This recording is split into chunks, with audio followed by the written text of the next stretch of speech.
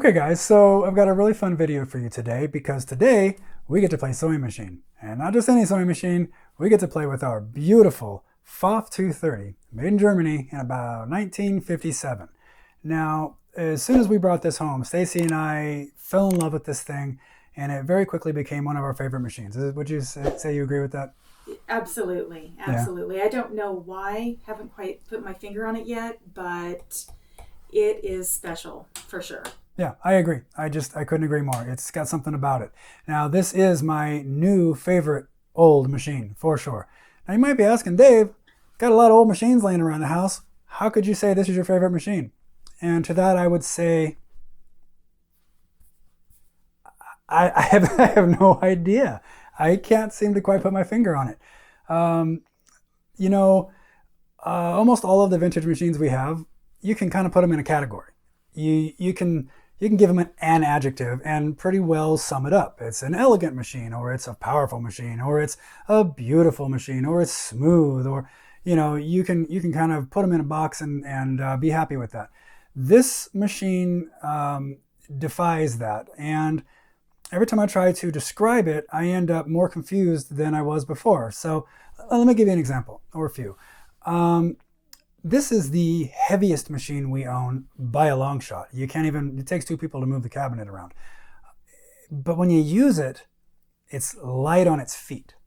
See what I mean? It kind of doesn't work. It's really, really powerful. But at the same time, it's super controllable and easy to use. So it's just kind of strange like that. It is really masculine looking, which I like. It looks like a World War II German piece of artillery. It just looks like a tank. But when you feel it, it's very smooth and soft and elegant and has a real femininity to it. So it's kind of this dichotomy thing. And I guess finally, the way it makes me feel, this was produced half a globe away, a world away in Germany. But when I sew on it, I feel like I'm at home. It's just, maybe that's why I like it so much, is that it refuses to be defined. It's just got its own thing. And the only thing I could say is that it's just so Pfaff. Is that an okay way to? I That's mean, a great way to describe it. It's very Pfaff. I'm a singer fanboy. We've got a bunch of machines, and the majority of them are singers, and I like working on them. They're super reliable. They're super easy to maintain and repair and use. But this thing has just won my heart over. So I just love it. I'm just super happy with it. We're both super in love with it, and we just feel really fortunate that we actually came across it in a thrift store. It did need just a couple of repairs. The cord needed worked on like they all do. Most people give up on these things because the cords go bad, which is super easy. And interestingly enough, one of its main quirks or problems it had was that it smelled like cigarette smoke.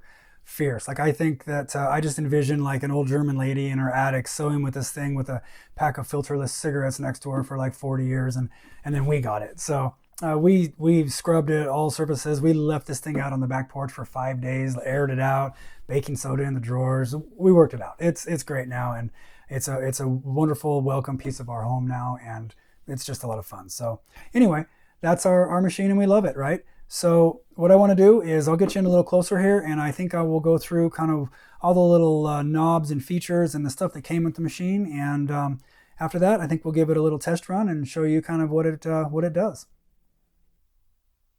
Okay, so here we've got a closer look at this absolutely beautiful machine. This is an all-metal machine, inside and out, and it is quite impressive to use and to look at and to feel. And it's got all kinds of crazy looking knobs and dials on it. And probably my first favorite thing about it is the double fold away string holder guys. I think that's super cool. I'm not sure why they fold away, but I think every machine should have that. That just is super cool. It's got a basic clutch assembly on the side, so you can loosen and disengage the main assembly motor inside, and when you're winding up the bobbins right here, and pretty standard stuff. And what's really neat about this machine is the accessibility to the upper top end workings. There's no screws to do. You just snap it off and pop this bad boy off, and you have access to the entire inside workings of this machine, which are absolutely beautiful in themselves. You've got access to the stitch selector, the cam stack, the needle bar assembly, the cam fingers, and you can see the access, and you can check out the condition of your double belt assembly, and you can get access to all your oil ports and do all your maintenance right here, easy as it gets. And then when you're done, you just stick this bad boy back over the top, pop it on, and boom, look at that, you're back to going again. So incredibly well engineered, and the accessibility of all of the inner workings I think is top notch. From what I've used on sewing machines, I'm just super impressed. So next, just take a gander at the knobs. Now you notice that unlike a lot of machines that might be maybe a little more user friendly, especially to a beginner, there's no pretty pictures. There's no real easy instructions on here as to, if you want this stitch, do this, or if you want to make a bigger or longer, do that. It's all very cryptic. In fact, you kind of need to have this cool decoder ring that comes with the machine.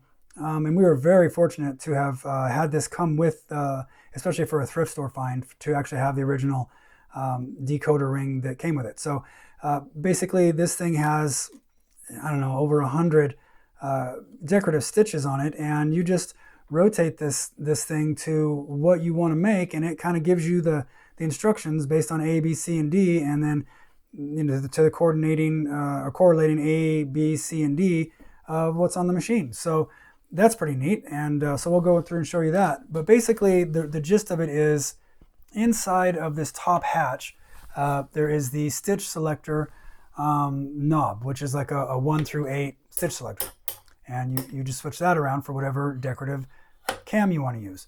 The knob next to it goes from 0 to 4, and it basically it kind of turned on me there. That did. I have a knee lever here and I just hit it. So it basically goes from 0 to 4, and it changes the frequency of what the cam you're using engages. So if you go to 0, it just overrides and turns off the cams. And if you go to 1, it does it every once in a while. If you go to 4, it'll do it, it'll repeat. As soon as it gets done with one stitch, it'll go into the next one. So you can really fine tune the frequency of your decorative stitch.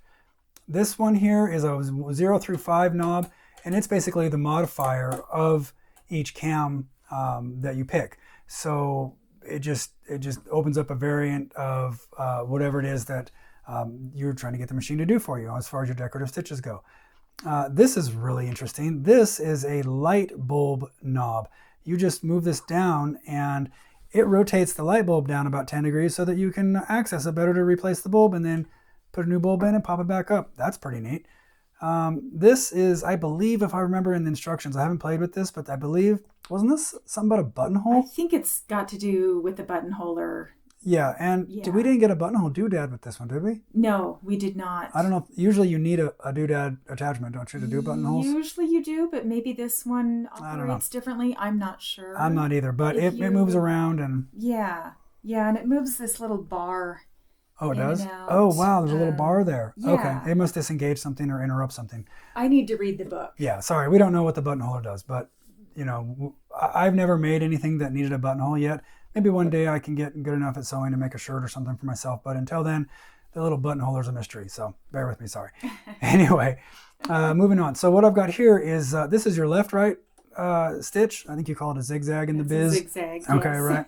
So your left-right stitch selector, this is straight stitch, and then you get a little bigger, and you got all the way left-right zigzag. So if you want to, bring together some batting or I don't know what else you use a zigzag for, but maybe some utility work if you have some stretch fabric. I'm not quite sure. Okay, that's fine. There's but we have a bunch of different applications. We have put together some of that batting stuff with it, right? Yeah. When you kind of mend. That's usually what I use a zigzag stitch for. Like attach it together. I Exactly. don't know what you call that. There's a technical term for it, like bud it up. I don't know.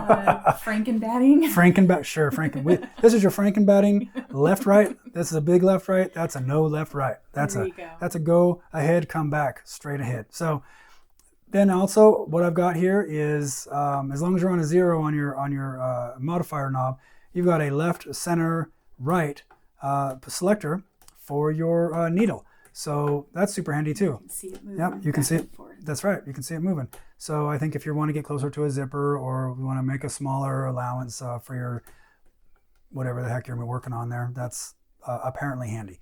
So also we've got a feed dog dropper. So we've got a nice little spring-loaded knob here, and if you just drop that down all the way, your feed dogs drop, and now you are ready to do your embroidery or your free motion quilting, or the FMQ as we call it in the biz. And then you just pop it back up and you are back to normal sewing. And this is your go ahead comeback knob, and this locks you out at how big you want it. This is like 1 and this is like 5, and so like a 2.5 or 3.5 is probably about where I usually go. This is a go ahead and this is a comeback, and so you can adjust how much you want to be able to go ahead and come back, or if you want it real little, you can come down here. And this comes into play when you're doing the decorative stitches, because you want that decorative, on the decorative stitches, you want them to be the feed dogs that just barely be moving, so you can have a real tight embroidery stitch, so you can actually see what the picture is that it's making. So that's pretty cool. Got a nice little light button, works really well, and it's got a little cover over here. You can unscrew one little bolt and get into the belt assembly and change out your belt real easy.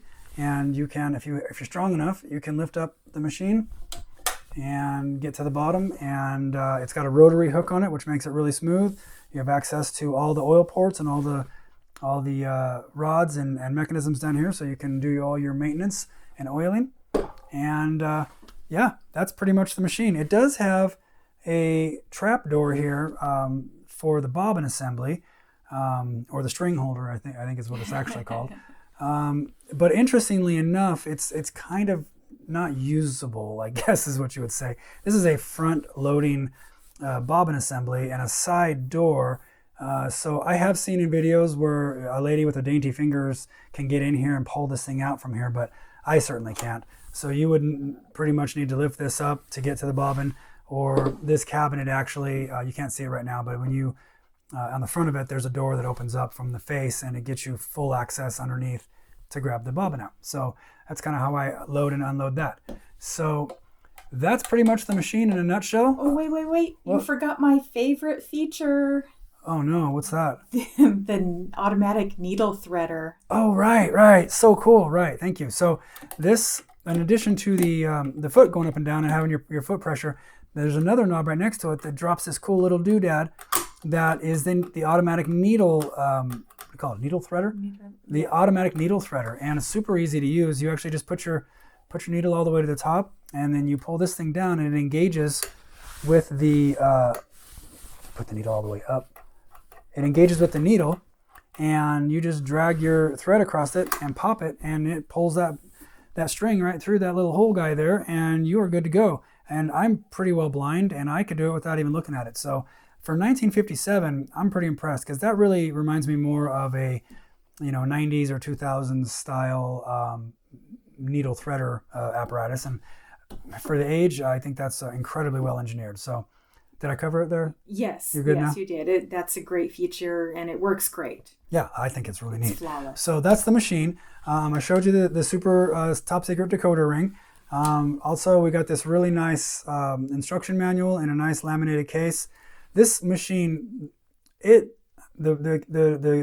cabinet and the machine literally came straight out of somebody's home. It was their baby for their lifetime, and it literally showed up at the thrift store. Nobody went through it and rummaged through it and took it all apart or separated all the stuff out. It literally just showed up complete, and we showed up minutes later and we got a hold of it.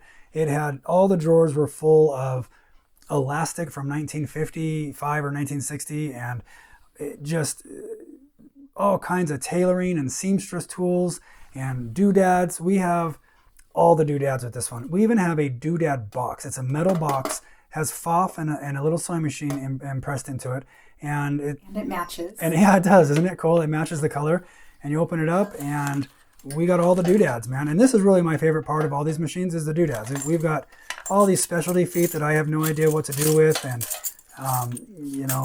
just all the doodads. So in Stacy's sewing room, we have a doodad drawer that is a collection of all of the doodad boxes that came with all the sewing machines we've collected. And I just love going in there and rummaging around and checking out all the cool stuff that has come with all these awesome machines. So I think that is all of the cool stuff to show you. I think that next, I just want to do a quick demonstration and show you just how awesome this machine runs. So let me go ahead and get this set up and get all the string put in it and get set up to do some sewing. Okay, so we got this thing all set up and I got string going in all the little holes in the right places. So I think we're ready to give this bad boy a test. So I just have 2 pieces of green fabric so we can see contrasting thread on it. And I think that what we'll do is we'll just start out with the easy stuff, which is the go-ahead comebacks and the side-by-sides, or the left-rights, or you call it, the zigzags? Yes. Is that what we call it in the biz? Yes. That's the left-rights, right? Okay, so let's just go ahead and do the go-ahead and the comebacks, and we'll see what we got. Let's go ahead, come back, go ahead. Beautiful.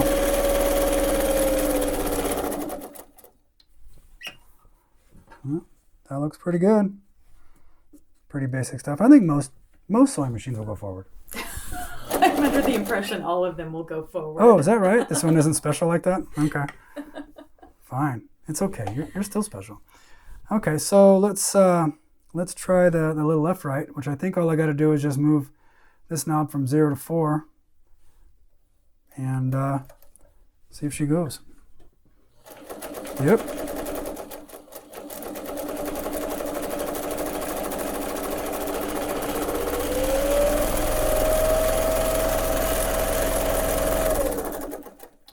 Okay.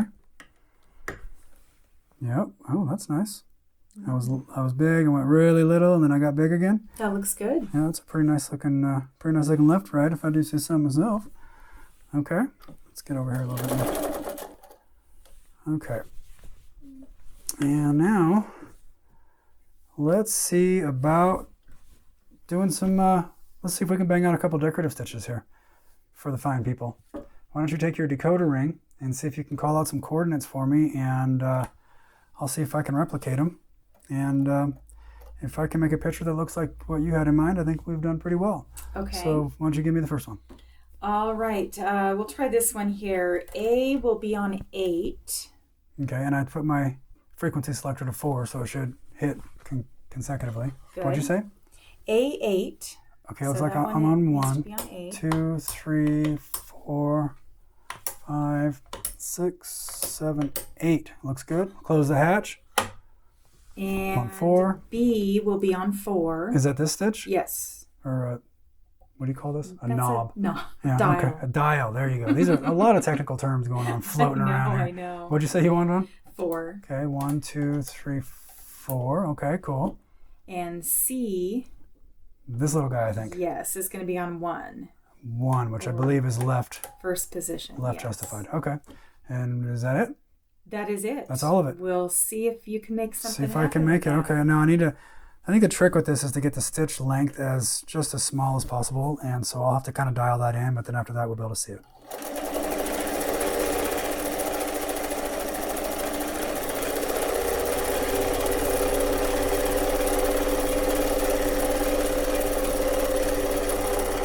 How'd I do?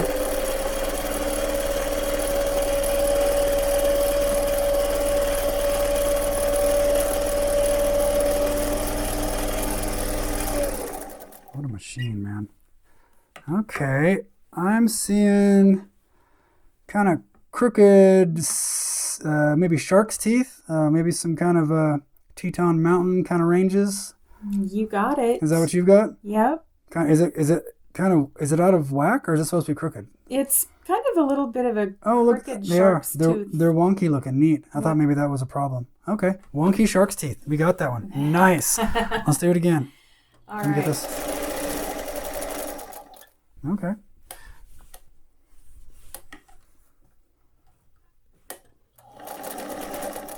Okay. What's your next one? Let's do this one here. We have A on number 5. Okay, so 1, 2, 3, 4, 5. Okay, close the hatch. And B is on 4. I'm already on 4. That's really handy. Really handy. Okay. C is going to be on 2. 2 will be the center position. Yes. Fabulous. Okay, I think, yeah, I got that. Okay. All right. You're No good D? to go. That's No it? D. Okay. Wish me luck. Good luck. Okay. Hey, thanks. Here we go.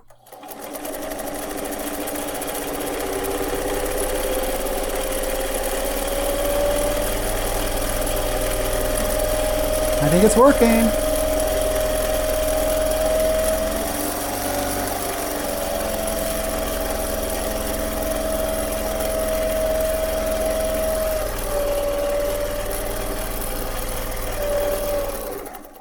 All right. Let's see what that looks like.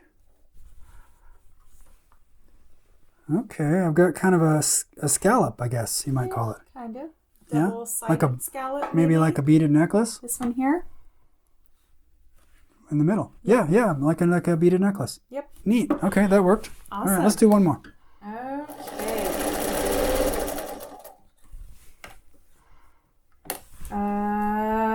Okay, I got a good one here. Okay, what do you got? All right, so A is going to be number 1. Okay. 7, 8, 1. Close the hatch. B is 5. 5. And that's it. C and D don't get anything. They are locked out. Yep. Neat. Okay. Here Good we luck. go. Thanks.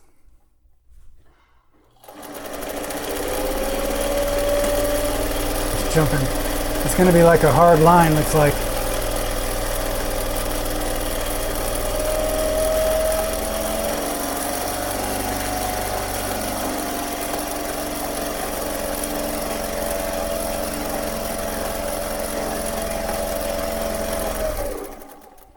Okay. Oh, that's neat. Okay. Hey, it looks like I've the got- picture. These look like little, I don't know, little guys holding hands almost. I think they look like little spaceships. Yeah, little spaceships that are all kind of tied together. Does this look like your picture? Yep. Hey, all right. Well, we got the go ahead and comebacks. We got the left rights. We got the crooked shark teeth. We got the beaded necklace, and we got the aliens holding hands. I call that a success. What do you think? Yeah, for sure. Yeah? Yeah. Cool. All right. Well, I think that's a pretty good demonstration and a total success. Okay, so I guess it looks like Stacy has decided that she would like to see me try to do a little free motion quilting demonstration. So this ought to be fun. So I warn you, I have done this once before. So take that for what it's worth. But I'm going to try to keep from getting my fingers taken off. I went to Harbor Freight and got myself a nice pair of mechanics lightweight gloves that have a little rubbery tip fingers. And so apparently that's supposed to help hold on to fabric. And it looks like you've prepared a mini quilt for me of sorts. What do we got going on here? It's a quilt sandwich. You have a top, a layer of batting, and a backing. That's the sandwich. That's the sandwich. Did you just make that up, or is that I did not. Is that what we call it in the biz? It's a quilt sandwich. That's real? Yes. Okay, it's kind of making me hungry, so. Me too. All right, maybe we can grab us a little peanut butter and jelly when we're done here. That's a good idea. Okay, great. All right, so if I've got this thing correct, you told me how to do this a couple times, but I've zeroed out the machine. I dropped the feed dogs. I put the stitch length at 0 pretty much, so it won't move. We changed out the doodad to a springy hole in the middle foot instead of the straight stitcher. And They might call that an embroidery foot. I'm not sure. an embroidery doodad. There you go. Okay, I can go with that. All right. And I just get in here and start going, right? I believe so, yes. Okay. I'll start in the middle, and what you've taught me is called a wandering stitch, or is that what it is? Yeah, meander. Meander, right. I always forget. Okay, so, all right. So grab yourself some popcorn and prepare to laugh. Now, if you've got some tips for me on how to do this better or whatnot, I'd love to hear it, but here goes my second attempt. Are we ready? Yes. Am I all set up? I believe so. Okay. I believe so. Good luck. All right. Do I need to cut this once I get started? Yeah, I usually do. Just Okay. make a couple stitches and then you can cut it. Okay. Just get it out of the way. Yeah. Because I will run it over, right? Oh, yeah, you will. Okay. Definitely. Here we go. You ready? Yep.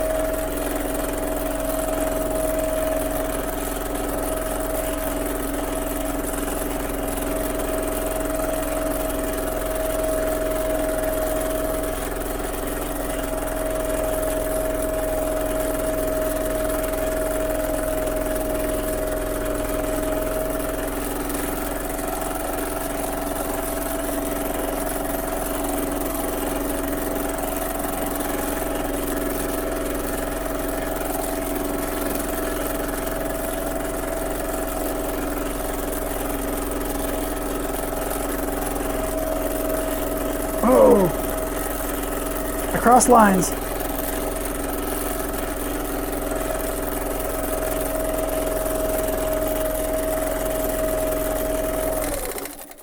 All right, well, I guess that's a good start. You did great. I crossed over a couple times. That's okay.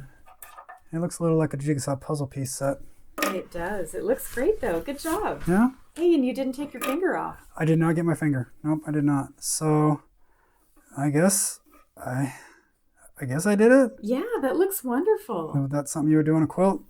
Yeah. So it's pretty aggressive looking without contrast. You don't usually do that, right? Usually it would match. Normally it looks like this, right? Where Yeah. I don't know if you can get a good light on that, but get this over here. This is more what it should look like, I guess, with the matching thread. Yeah. And that kind of looks quilted, I guess. Yeah, Neat. it looks great. I don't know from other machines or other experiences, but that seemed like it handled that really well. It fed for sure. The speed was good. I wasn't even full speed. I was like half or 3/4 speed, and Wow. it seemed to chew right through it and didn't break the thread and moved around real easy. So that's a little hectic, and I think I could probably get better at that, I guess. But I guess it worked. Great job. Okay, thanks. Okay, so that's basically our Pfaff 230. I've had a lot of fun bringing you along on this journey, and it was really cool showing it off and getting to demonstrate it a little bit. And man, we just feel so fortunate to have found this in a thrift shop, and I'm hoping that we can, have it stick around with us for a long time to come. It's super well built. I'm pretty sure it's going to last a while, so I'm looking forward to that. It seems like a pretty good, easy to use, kind of a beginner machine, so I'm hoping to continue to sew on it and maybe sharpen up my sewing skills a little bit, because I'm not much of a sewer guy. So maybe eventually in the future I will have enough confidence in my skills that I can possibly use it to make maybe a small quilt on or something like that. So I will definitely bring you guys along for that journey, and that'll be a lot of fun. So I think that's going to do it for today. Please don't forget to comment, like, and subscribe. And remember, when it comes to sewing machines, you can never have too many. that's exactly right. See you next time.